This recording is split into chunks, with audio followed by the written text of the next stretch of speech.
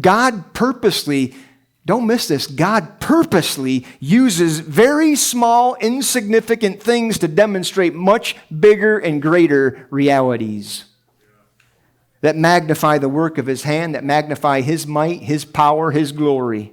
We don't want to underestimate God and judge His work. To pull from another hymn writer, judge the Lord by feeble sense. Judge the Lord with just human wisdom and judging matters by sight, not by faith. We don't want to look in the mirror and think, well, I'm just not this.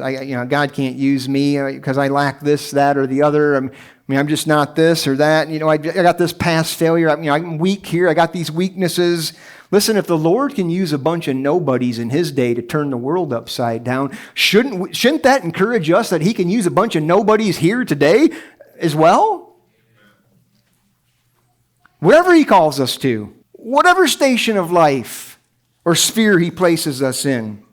So I want to close here just reading a list of broken, flawed people in the Bible that God used despite their flawed brokenness. I hope this is an encouragement to you. Noah had a drinking problem. Abraham was dishonest and too old. Sarah doubted God and mistreated her servant and was too old. Jacob was a liar. Leah was ugly. Joseph was an abused dreamer. Moses had a stuttering problem. Gideon was afraid. Samson was a long-haired womanizer. Rahab was a prostitute. Jeremiah and Timothy were too young. David committed adultery and tried to cover it up with murder. Elijah was suicidal. Isaiah preached while naked. Jonah ran from God. Naomi was a widow. Job went bankrupt. John Baptist ate bugs in question if Jesus was the Messiah. Peter denied Christ 3 times. The disciples fell asleep during prayer meeting.